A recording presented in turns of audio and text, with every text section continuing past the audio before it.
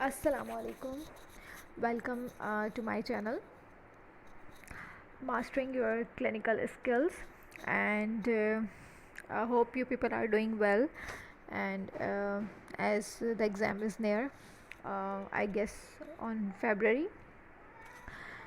So today's topic is about approach to a patient with cough. Respiratory का long case है basically. कफ़ की approach बहुत important है. इसमें जो मैं आगे प्रोसीड करूँगी वो ट्यूबरकुलोसिस को लेके चलूँगी. ट्यूबरकुलोसिस जो है, as we are living in endemic area, so we all are exposed. So इसको तो हम कहीं से भी जो है ना वो रिमूव नहीं कर सकते. मतलब हम तो वैसे भी एक जनरल हिस्ट्री में भी टीबी का क्वेश्चन लाजमी पूछते हैं, और जहाँ हमें सस्पिशन हो, जहाँ हमारा हाईली सस्पेक्टेड हो ट्यूबरकुलोसिस का पेशेंट, तो उसमें तो फिर इस बात की कोई माफ़ी नहीं है कि आपने कोई एक सवाल भी मिस किया हो. ठीक है, अगर आप अपने डिफरेंशियल डायग्नोसिस में ट्यूबरकुलोसिस रख रहे हैं तो आपको A to Z सारे क्वेश्चन, सारी हिस्ट्री टेकिंग आनी चाहिए. ठीक है, with regard to treatment, risk factors, complications, everything. इसमें कोई भी जो है ना नेग्लिजेंस जो है ना वो एक्सेप्टेबल नहीं है. बिकॉज डेली लाइफ में हम बहुत ज़्यादा ट्यूबरकुलोसिस के पेशेंट्स देखते हैं और वेराइटी में देखते हैं. तो हमें इसमें एक तो अपडेटेड हमें पता होना चाहिए, रीसेंट अपडेट्स क्या हैं, रीसेंट गाइडलाइन क्या है, उसमें क्या चेंजेस हैं, प्रीवियस गाइडलाइन क्या थी, कौन सी न्यू मेडिकेशंस हैं, कौन सा रिजीम यूज़ किया जा रहा है.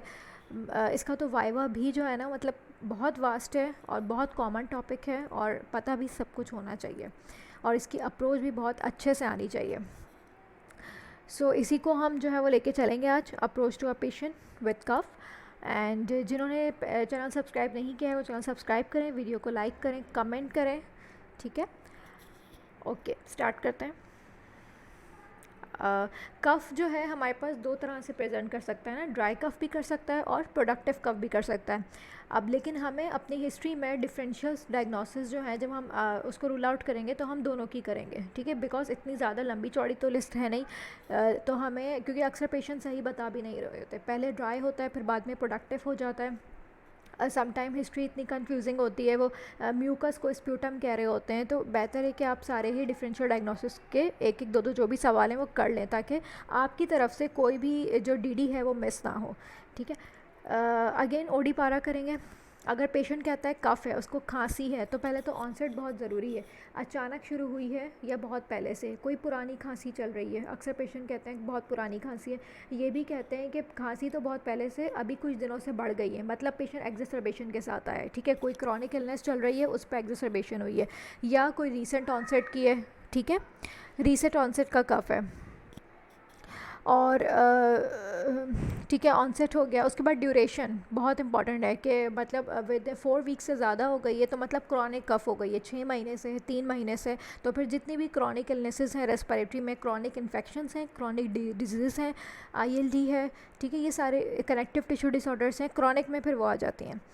प्रोग्रेशन बहुत इंपॉर्टेंट है कि पहले कितनी होती थी, अब कितनी होती है, अब इम्प्रूव्ड है, नहीं है, वर्स हो गई है. ठीक है, एग्रीवेटिंग, रिलीविंग एंड एसोसिएशन, इनके जो क्वेश्चंस हैं ना वो हम अपने डिफरेंशियल डायग्नोसिस में कवर करेंगे. अच्छा, दो डिफरेंशियल डायग्नोसिस को लेके चलना है, तो पहले हम ड्राई कफ को कवर करेंगे, उसके बाद हम प्रोडक्टिव कफ को कवर करेंगे. या जो पेशेंट पहले हिस्ट्री थी, अगर पेशेंट कह रहे हैं उसको खुश खांसी थी या बलगमी खांसी थी, तो फिर उसके डिफरेंशियल्स आप शफल कर लें, उसके पहले कर लें. लेट्स सपोज उसने कहा है कि उसको खुश खांसी है, तो हम ड्राई कफ के डीडीज़ पहले पूछेंगे. कॉमन से स्टार्ट करें. ठीक है, कॉमन से स्टार्ट करें. कॉमन सबसे पहले हमारे पास आता है इन्फेक्शन, तो अपर रेस्पिरेटरी ट्रैक इन्फेक्शन. ठीक है, ये भी हो सकता है कि पेशेंट को कोई क्रॉनिक इलनेस चल रही हो, उस पर एग्रीवेशन हुई हो, लेट सपोज कोई इन्फेक्शन हो जाए तो पेशेंट की खांसी बढ़ जाए तो वो हॉस्पिटल आए. ठीक है, तो ये भी इसमें हो सकता है ना कि super impose infections, like patient को कोई ऑलरेडी जो है वो ऑब्स्ट्रक्टिव एयरवे डिजीज़ है, पेशेंट को ऑलरेडी कोई अंडरलाइंग ऑब्स्ट्रक्टिव एयरवे डिजीज़ चल रही हो. ठीक है, उसके बाद जो है ना उस पर सुपर इम्पोज उसको कोई इन्फेक्शन हुआ जिसकी वजह से वर्सनिंग हुई हो. अक्सर पेशेंट या मेजॉरिटी ऑफ द पेशेंट्स जो है तभी हमारे पास लैंड करते हैं फर्स्ट टाइम जब वो एग्रीवेशन के साथ आते हैं. ठीक है, तो इसलिए हिस्ट्री इंपॉर्टेंट है कि सुपर इम्पोज इन्फेक्शन तो नहीं है.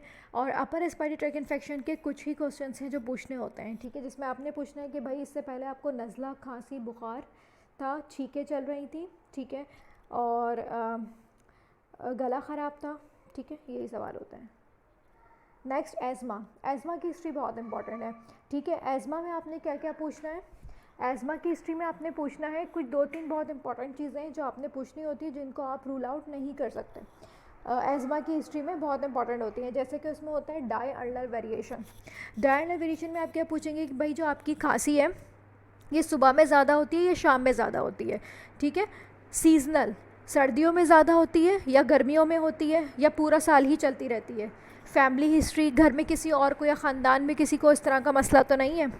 एलर्जिक हिस्ट्री, ठीक है, क्या आपको किसी चीज़ से वो एलर्जी तो नहीं है, जैसे कि धुएं से, डस्ट से, ठीक है, परिंदों से, परफ्यूम से, घर में कारपेट तो नहीं है, पर्दे तो नहीं लगे हुए, घर में पालतू जानवर हो, ठीक है, अक्सर लोगों के घर में बकरियां वगैरह होती हैं, वो उनसे एक्सपोजर होता है, परिंदों से होता है, ठीक है। यूज़ ऑफ इन्हेलर्स बहुत इंपॉर्टेंट है, अगर आपको नहीं क्लू मिल रहा तो आप ये पूछ लें कि भाई कभी ऐसा हुआ है कि सांस ख़राब हुई और सांस का इन्हेलर इस्तेमाल किया हो आपने, ठीक है। चेस्ट टाइटनेस, ऐसा होता है कि सांस जब ख़राब होती है तो खांसी के साथ सांस ख़राब होती है, सीने से सीने में जकड़न हो जाती है और सांस में सीटी की आवाज़ आती हो, ठीक है। ये क्वेश्चन जो है ना वो एज़मा से रिलेटेड है। अगर एज़मा होगा पेशेंट को तो इनमें से कोई ना कोई आपको क्लू ज़रूर मिलेगा। लेकिन जो क्वेश्चंस मिस नहीं करने वो डायर्नल वेरिएशन है, सीजनल है, ठीक है, यही डिफरेंस करता है सीओपीडी को और किससे, एज़मा से। गट बहुत इंपॉर्टेंट है क्योंकि गट और एज़मा दोनों एक दूसरे को एग्रीवेट करते हैं। गट में आपने सिंपल ये पूछना है कि भाई आपको मैदे में जलन, तेज़ाबियत रहती है, खट्टी डकारें आती हों, सीधा लेटते हो रात में तो खट्टी डकार आती हो, उसके बाद खांसी होती हो, अक्सर रात में जिनको खांसी होती है खट्टी डकारें, और या मैदे में जलन, तेज़ाबियत या मैदे में अल्सर, अल्सर तो नहीं है जिसका आपने कोई ख़ास कोर्स किया हो एंटीबायोटिक का, ठीक है, बस इतना पूछ लें। ऐसा भी होता है कि गट जो है वो एग्रीवेट करता है एज़मा को, और एज़मा की जो हम मेडिकेशंस लेते हैं ना वो गट करवाती हैं, तो ये दोनों एक दूसरे को एग्रीवेट करते हैं। आईएलडी बहुत इंपॉर्टेंट है। लेट्स सपोज अगर मिडिल एजड फीमेल है, यंग फीमेल है, ठीक है, या मिडिल एजड मेल है, यंग मेल है, ड्राई कफ के साथ है, तो आपने आईएलडी भी ज़रूर रखना है कि भाई इसके साथ आपको सांस तो नहीं फूलती, आपको सांस लेने में कोई दिक्कत तो नहीं है, आपके घर में अगेन पालतू जानवर, रेस्पिरेटरी की जो हिस्ट्री है ना, अगर आपने माइंड बना लिया है कि ये पेशेंट आपका रेस्पिरेटरी का है तो कुछ चीज़ें उसमें बहुत ज़रूरी हैं जो पूछना है, जैसे कि occupation, exposure, contact, birds contact, घर में परिंदे होना, ठीक है, घर में पालतू जानवर होना, ठीक है, और ऑक्यूपेशन, काम क्या करते हैं। ऐसा तो नहीं है कि जब आप काम पे होते हैं तब तबीयत ज़्यादा ख़राब होती है, जब घर में होते हैं तब आराम होता है, और जब काम से जब जिस दिन छुट्टी होती है उस दिन बेहतर महसूस करते हैं, ठीक है। ये हो गया ऑक्यूपेशनल एज़मा। जो वीकेंड पे जो है ना, जब आप दूर होते हैं काम से तो बेहतर होते हैं, जब काम शुरू होता है आपका तो आपका तबीयत ख़राब होनी शुरू होती है। और ऑक्यूपेशन है क्या, ऐसा तो नहीं है कोई माइनर वर्कर है, कोई सिलिका वगैरह से एक्सपोजर हो रहा है उसका। ऑक्यूपेशन अगेन बहुत इंपॉर्टेंट है कि उसका काम क्या है, ठीक है, फैक्ट्री वर्कर तो नहीं है।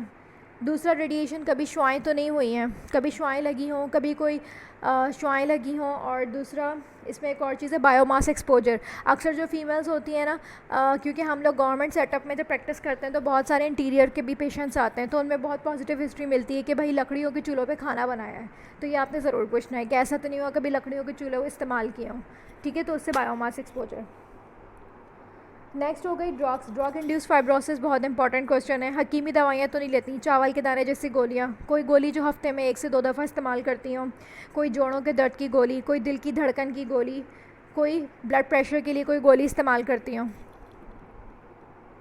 मैलिग्नेंसी, अगर आपको लग रहा है कि पेशेंट आपका वेस्टेड है, ठीक है, ओल्ड एज है, मिडिल टू ओल्ड एज है, तो आप पूछे भाई फेफड़ों में कभी पानी भरा है, फेफड़ों से कभी पानी निकाला है, सांस फूलती है, वज़न में कमी और भूख कम लगना, जो क्वेश्चंस होते हैं मैलिग्नेंसी रिलेटेड।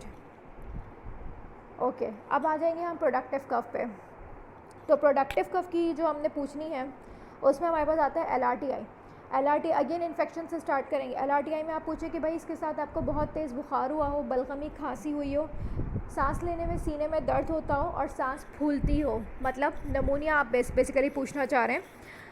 और इसमें जब भी आपको ऐसी हिस्ट्री मिले ना, जैसे स्प्यूटम हो गया, हेमाप्टाइसिस हो गई, सिक्रीशंस वाली हिस्ट्री, तो उसके कुछ क्वेश्चंस होते हैं, ठीक है, जो आपने पूछने होते हैं, जिसमें होता है कि कि जो स्प्यूटम, लेट सपोज उसने कहा कि उसको बलगमी खांसी है, उसको बलगम आता है, तो बलगम कितना आता है क्वांटिफाई करें, 1 कप आता है, आधा कप आता है, 1 चम्मच, 2 चम्मच, ठीक है।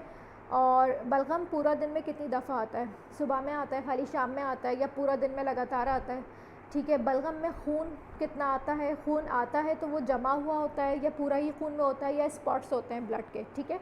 और बलगम किस रंग का है, हरा है, सफ़ेद है, ठीक है। इससे भी ऑर्गेनिजम्स को आप डिफ्रेंशिएट करते हैं, रस्टी स्प्यूटम है, ग्रीनिश है, येलोइश स्प्यूटम है, ब्लडी स्प्यूटम है, ठीक है। अच्छा, ऐसा तो नहीं होता करवट बदलने से बलगम बहुत ज़्यादा आने लगता हो, ठीक है। ब्रोंकाइटिस के लिए पोजिशनल किन चीज़ों से बढ़ता और कम होता है, तो ये सारे इंपॉर्टेंट क्वेश्चंस हैं जो आपने स्प्यूटम में करने हैं। स्प्यूटम हो या हेमोप्टाइसिस हो, क्वेश्चंस ऐसे ही होंगे, ठीक है।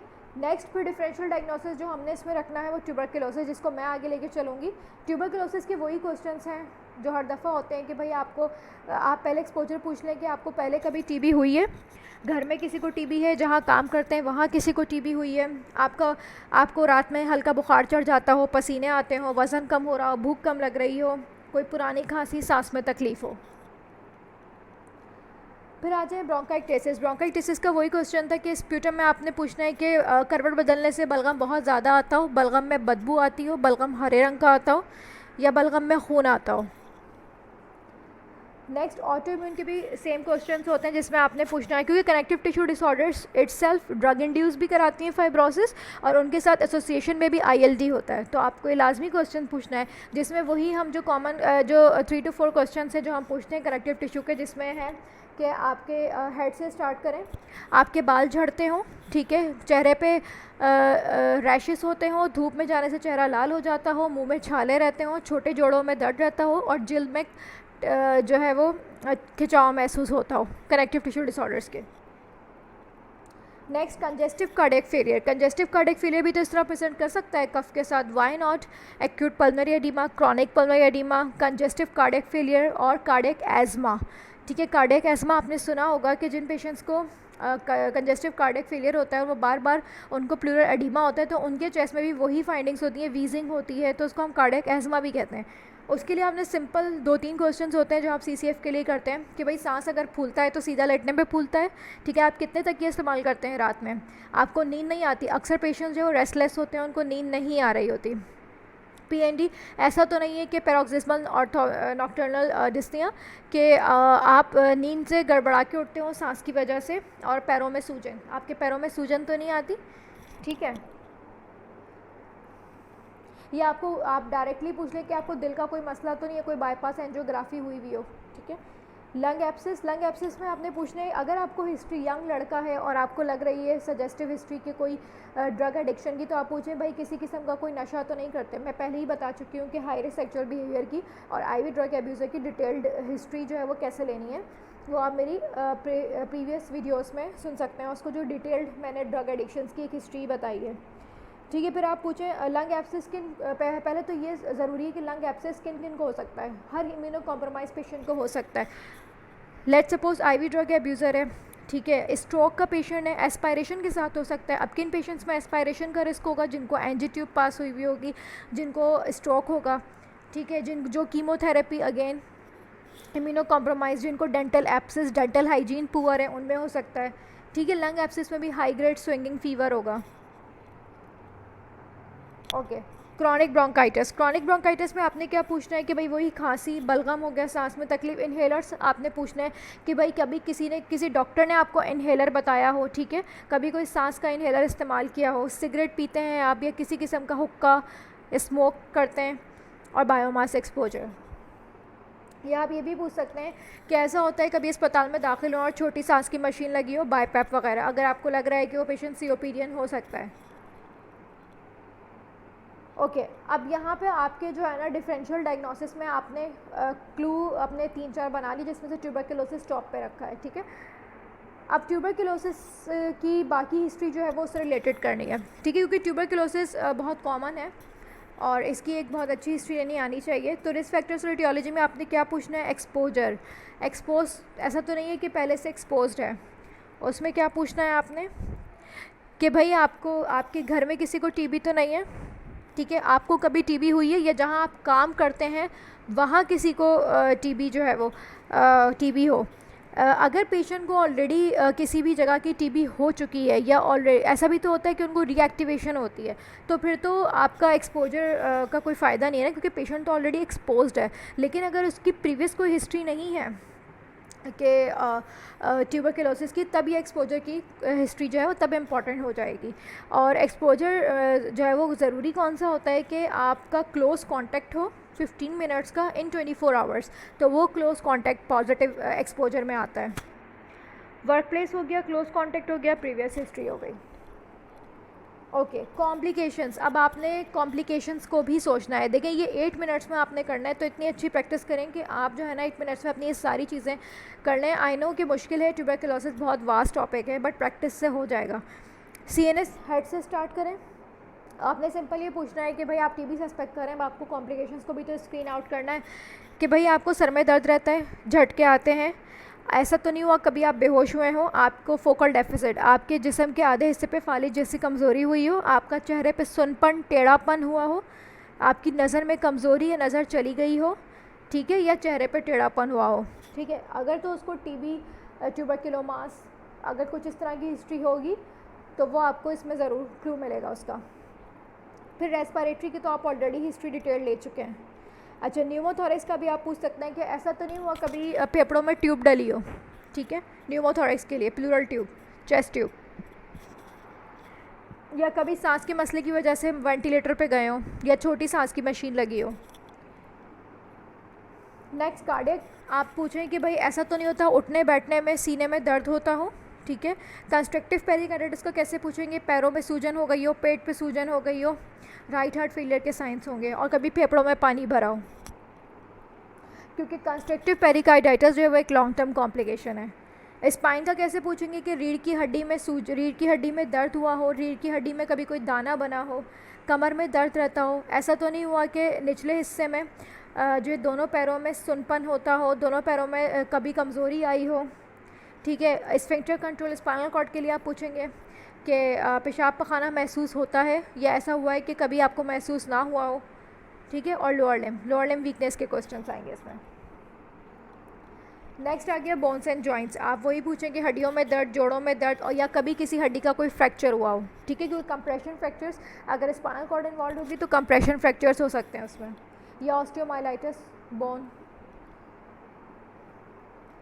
एब्डोमेन में आपने क्या पूछना है कि ऐसा तो नहीं होता कि आपको कभी आपका हाजमा क्या, पहले तो आप पूछे कि आपका हाजमा कैसा है, ठीक है,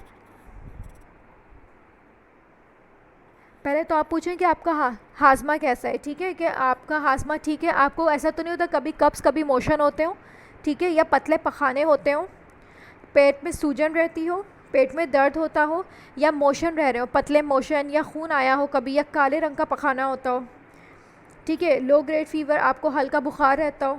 मेल एब्जॉर्प्शन के क्या पूछेंगे आप? मेल एब्जॉर्प्शन के चंद ही साइन होते हैं कि जैसे मुंह में छाले हो गए, जिस्म पे धब्बे पड़ना, ठीक है, जिस्म पे नील के निशान पड़ते हो, कहीं से खून आता हो। आप ऐसे याद रखें मेल एब्जॉर्प्शन को कि पहले विटामिन डी का पूछना है, जैसे फॉर एग्जाम्पल विटामिन डी हड्डियों जोड़ों में दर्द रहता हो, ठीक है। दूसरा, फिर विटामिन के मसूड़ों से खून आता हो, जिस्म पे नीले नीले धब्बे पड़ते हो। विटामिन ए, रात में नज़र चली जाती हो, ठीक है।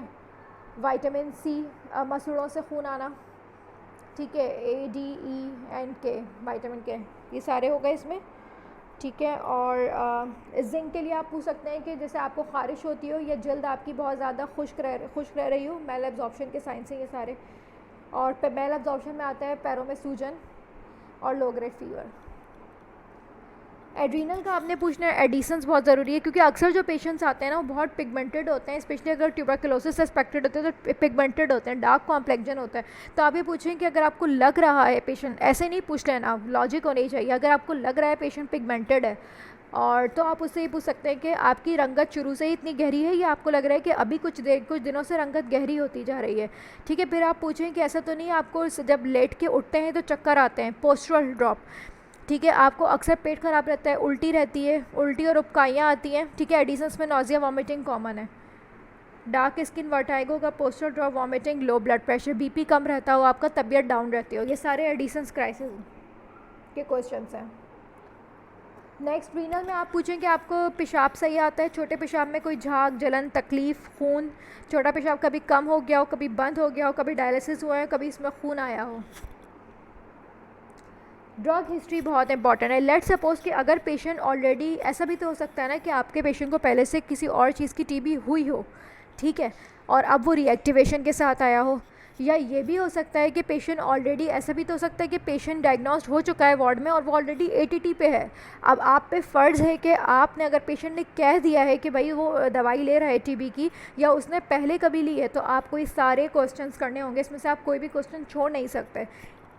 लेट्स सपोज़ इसमें दो हैं कि अगर पेशेंट ने कहा है कि उसने टीबी का कोर्स 1 साल पहले किया था, उसको पेट की टीबी थी, ठीक है, अब उसको सीने की टीबी के साथ आया, तो आपने ये पूछना है सबसे पहले कि पेशेंट जो था उसने जो टीबी का कोर्स है, ठीक है, सबसे पहले तो आपने ये डिसाइड करना है कि वो ट्रीटमेंट फेलियर तो नहीं था या ट्रीटमेंट क्योर था, ठीक है, तो आपने ये पूछना है। या फिर पेशेंट की जो ट्रीटमेंट थी उसका ड्यूरेशन क्या था, ये बहुत ज़रूरी है। ऐसा तो नहीं था कि उसको जो है वो एमडीआर करके ट्रीट किया गया हो, ठीक है, या वो नॉर्मल टीबी पेशेंट था, तो आप ये पूछेंगे कोर्स 6 महीने का था या इससे ज़्यादा का था, तो पेशेंट बता देते हैं कि अगर उनका 6 महीने का कोर्स था, ठीक है, या अगर उन्होंने 9 महीने का कोर्स किया तो 9 महीने का क्यों किया, इसकी वजह क्या थी, क्या उनकी अलामात में तब्दीली नहीं आ रही थी, ठीक है, या उनकी दवाइयों में तब्दीली की गई थी, ठीक है, ऐसा भी तो हो सकता है। लेकिन 9 मंथ्स की किस में हो सकती है ट्रीटमेंट, या तो एक्स्ट्रा पल्मोनरी टीबी में होती है, कॉम्प्लिकेटेड में होती है, ठीक है, पेशेंट को कोई ड्रग रेजिस्टेंस आ जाए, ठीक है, पेशेंट की सिम्टम्स इंप्रूवमेंट नहीं हो रहे तो हम थोड़ा सा एक्सटेंड कर देते हैं ना, तो ये सब पूछना ज़रूरी है कि अगर उसने 9 मंथ की ट्रीटमेंट ली है तो क्यों ली है, क्या उसको फ़ायदा नहीं हो रहा था, क्या उसकी दवाइयों में तब्दीली की गई थी, क्या उसकी अलामात बेहतर नहीं हो रही थी। दूसरा, या 18 महीने का कोर्स किया है, एमडीआर की तरफ गया है, ठीक है। दूसरा, फिर आपने ये पूछना है कि टीबी की दवाई कहाँ से ली, सेंटर बहुत ज़रूरी है, उसने किसी रजिस्टर्ड सेंटर से ली है, ठीक है, पेशेंट के पास कार्ड होता है कि आपके पास कार्ड बना होगा, आपको, आप वहाँ जाते होंगे, आपको दवाई मिलती होगी, किस सेंटर से आपने इलाज कराया। टीबी के चंद ही सेंटर हैं जो फेमस हैं और पेशेंट्स को पता भी होते हैं कि उन्होंने कहाँ से ट्रीटमेंट कराया अपना, तो ये ज़रूरी है कि रजिस्टर्ड क्लिनिक से कराया आपने, ठीक है। अच्छा, फिर आपने ये पूछना ज़रूरी है कि आपको कैसे पता कि आपको जो टीबी पहले हुई थी, लेट सपोज उसकी अगर हिस्ट्री है, तो वो टीबी जो है आपने उसके मुतालिक कुछ क्वेश्चंस करने हैं, जैसे कि वो टीबी एक तो कहाँ की थी, ठीक है, उसके बाद उसकी तशख़ीस कैसे हुई थी, मतलब आपकी बलगम में तशख़ीस हुई थी, एक्सरे में की थी, डॉक्टर ने तशख़ीस, या किसी खून की ब्लड टेस्टों में आया था, ठीक है, बलगम में आया था, किसी कैमरे वाले टेस्ट में आया था टीबी का रिज़ल्ट, या फिर जो है वो एक्सरे की बुनियाद पे किया था, या सिर्फ इस रिपोर्टों में नहीं आया था, डॉक्टर ने अपने शक की बुनियाद पे इलाज किया था, क्योंकि क्लिनिकल बेसिस पे भी तो ट्रीट कर रहे होते हैं, तो ये ज़रूरी होता है पूछना ना कि बलगम में आया था, एक्सरे में आया था, या सिर्फ शक की बुनियाद पे इलाज किया था। और दूसरा, आपको जब इलाज आपका हो रहा था तो आपको उससे फ़ायदा हो रहा था, मतलब कि आपकी अलामात में बेहतरी आई हो, ठीक है, आपका एक्सरे सही हो गया हो, ठीक है, आपका वज़न बढ़ गया हो, आपको भूख लगती हो, ठीक है जी, वज़न बढ़ना is a very good sign, ठीक है, कि पेशेंट कंप्लाइंट, पेशेंट को रिस्पॉन्स आ रहा है, कि उसका वेट गेन होता है, उसके सिम्टम्स रिजॉल्व हो जाते हैं, ठीक है, तो ये क्वेश्चन से डायरेक्टली होते हैं। प्लस पेशेंट कंप्लाइंट था या नहीं, इसके लिए आप ये पूछ सकते हैं कि उस दौरान आपको, आपके जो पेशाब की रंगत थी उसमें तब्दीली आई थी, वो गहरा रंग का हो गया था, ऑरेंज डिस्कलरेशन हो जाती है, ठीक है, कंप्लाइंस के लिए आप ये पूछ सकते हैं जब अगर पेशेंट ऑन एटीटी है। प्लस आप ये पूछ सकते हैं कि जब आपने एटीटी की दवाई ली थी उस वक्त आपको उससे कोई तकलीफ़ तो नहीं हुई थी, जैसे कि उल्टी, मतली, जिगर में सोजिश, पीलिया, ठीक है, मतलब आपको दवाई से कोई नुकसान तो नहीं हुआ था, या आपको दवाई के, आपके बीच में दवाई तब्दील की गई हो, ठीक है, ये क्वेश्चन ज़रूरी होते हैं, इससे आपको बहुत सारी चीज़ें पता चल जाती हैं, ठीक है। अच्छा, दूसरा हो गया एटीटी साइड इफ़ेक्ट्स, अब हम पूछेंगे इसमें एटीटी साइड इफ़ेक्ट्स में आइसोनिक एसिड का क्या है कि भाई वही मैंने पूछा, हेपेटाइटिस बहुत कॉमन है, ठीक है, तो आप यही पूछेंगे इसमें आपके जिल्द की रंगत पीली हो गई हो, ठीक है, आपको उल्टी, मतली, पेट में दर्द की रहा हो, ठीक है, या आपको हाथ पैर सुन हो गए हो आपके। रिफेम्पिसिन में भी हेपेटाइटिस होता है, इसके अलावा आपको कहीं से खून आ रहा हो, ठीक है, जिसमें पे नीले धब्बे पड़ रहे हो, पेशाब की रंगत में तब्दीली आई हो। पायरेसिनमाइड हेपेटाइटिस अगेन कराती है, गाउट, जोड़ों में दर्द। इथेम्ब्यूटल, नज़र में कोई तब्दीली आई हो। स्ट्रेप्टोमाइसिन, गुर्दे में कोई मसला हुआ हो, समात में कोई मसला हुआ हो। अब हाउ टू चेक कंप्लाइंस, ये मैं आपको बता चुकी हूँ कि बहुत ज़रूरी होता है कि जब भी पेशेंट अगर ऑन एटीटी भी है तो जब भी वो पेशेंट विजिट पे आएगा आपने क्या पूछना है कि वज़न उसका चेक करते हैं कि भाई वेट गेन हो रहा है नहीं हो रहा है। कंप्लाइंस के लिए पूछें कि पेशाब की रंगत कैसी है। ड्यूरेशन ऑफ ट्रीटमेंट बहुत इंपॉर्टेंट है। रेजोल्यूशन ऑफ साइंस कि भाई पेशेंट खुद भी महसूस कर रहा है, बेहतर तब्दीली महसूस कर रहा है। एक तो वो सिम्टम्स है जिनमें वो इम्प्रूवमेंट फील करेगा, और वो साइंस जो आप उसकी रेडियोलॉजी में देखेंगे। चेस्ट एक्सरे फाइंडिंग्स वो सब ठीक हो जाता है, ठीक है। तो इस तरह हम कंप्लाइंस चेक करते हैं, और रिस्पॉन्स भी। अब इन्वेस्टिगेशन, अब लेट सपोज अगर पेशेंट एडमिटेड है, ठीक है, और वो टीबी करके डायग्नोस्ड हुआ हो गया है वार्ड में और उसका ट्रीटमेंट चल रहा है, तो अब आप कैसे पूछेंगे कि पेशेंट इनडायरेक्टली पूछना है ना आपको, तो आप पूछें कि जब से आप अस्पताल में दाखिल हैं आपके कौन कौन से टेस्ट हुए हैं। आपका कोई बलगम का टेस्ट हुआ है, सुबह नहार मुँह आपका बलगम का टेस्ट गया हो, ठीक है, या आपका सीने का एक्सरे हुआ है, आपका कोई सीटी स्कैन हुआ है सीने का, ठीक है। आप पूछें कोई कैमरे वाला टेस्ट डाल के बलगम लिया हो, ठीक है, ब्रोंकोस्कोपी, ठीक है। या अगर वार्ड में टीबी की दवाई आपको दे रहे हैं तो किस बेसिस पे दे रहे हैं, कि आपकी रिपोर्टों में टीबी आया है या फिर सिर्फ अलामात को देखते हुए दे रहे हैं, ठीक है, और आप बेहतरी महसूस कर रहे हैं, ठीक है। और अच्छा, एक और चीज़ भी ज़रूरी होती है कि अगर पेशेंट आपको हिस्ट्री दे कि उसको प्रीवियस कोई टीबी थी 2-3 साल पहले, और बीच में, तो आप ये पूछें कि भाई उस वक्त जब टीबी का इलाज मुकम्मल कर लिया था तो उस दौरान बीच में बिल्कुल ठीक थे या अलामात रही थी, ठीक है, ये भी। और दूसरा आप ये पूछते हैं कि जब आपका कोर्स ख़त्म हो गया था तो डॉक्टर ने कौन से टेस्ट कराए थे जिस पे पता चला कि आपकी टीबी ख़त्म हो गई है। स्प्यूटम कराते हैं ना 5th मंथ पे, तो आप ये पूछें कि आपके क्या बलगम के टेस्ट कराए थे दोबारा जिसमें आया हो कि टीबी नहीं है या नहीं। अक्सर ऐसा भी होता है कि वो टेस्ट नहीं होते और ट्रीटमेंट स्टॉप हो जाती है, तो हमें पता ही नहीं होता कि वो ट्रीटमेंट फेलियर है या क्योर्ड है। तो ये ज़रूरी होता है कि भाई किस बेसिस पे ट्रीटमेंट ख़त्म हुई थी, कोई टेस्ट कराया था, ठीक है। ये भी मैं आपको बता चुकी हूँ कि ट्रीटमेंट के side effects, change of treatment duration, 6 और 9 मंथ्स, रजिस्टर्ड सेंटर, ये सारे इंपॉर्टेंट क्वेश्चंस हैं। पता है ये जब क्वेश्चंस आप पूछेंगे ना रिपीटेडली अपनी हिस्ट्री में, तो ये आपको याद हो जाएंगे, और इन चीज़ों से फिर लगेगा कि आप वाकई कंसर्न हैं, आप सिर्फ एग्ज़ाम पास करने नहीं आए, आपको नॉलेज है, ठीक है। आपको पता है कि अगर पेशेंट आपके पास टीबी का आ जाए तो आपने उसको जो है वो सही किस तरह टैकल करना है। ऐसा नहीं है कि वो आपके पास आके पछताए, ठीक है, या आपकी तरफ से कोई नेग्लिजेंस हो, आप उसको पूरा खंगाल लें, ठीक है, कॉम्प्लिकेशन से लेके हेड टू टो तक, और उसके previous treatment, each and everything. तो ये इसलिए ज़रूरी है, ये छोटे छोटे सवाल हैं, लेकिन ये बता रहे हैं कि आपका मतलब आप कितने कंसर्न है पेशेंट को लेके, ठीक है। ओके, यहाँ लेक्चर एंड हो गया है। हिस्ट्री बड़ी है टीबी की। जब मैं भी प्रैक्टिस करती थी तो जब मेरे पास एक प्रैक्टिस में टीबी का केस होता था तो एंजाइटी मुझे भी होती थी कि यार ये तो मतलब 10 मिनट तो कहीं नहीं गए हिस्ट्री में, क्योंकि ज़ाहिर हिस्ट्री भी इंपॉर्टेंट है और एग्जामिनेशन भी इंपॉर्टेंट है, क्योंकि आपने जब टीबी की कॉम्प्लिकेशन जब हेड टू टो है तो आपको एग्जामिन भी तो हेड टू टो करना है ना, उसमें फिर आपको छोड़ तो नहीं सकते। आपको तो नहीं पता पेशेंट अभी किस कॉम्प्लिकेशन के साथ है, लेकिन और मेरा जो पेशेंट था लॉन्ग केस में वो था भी टीबी।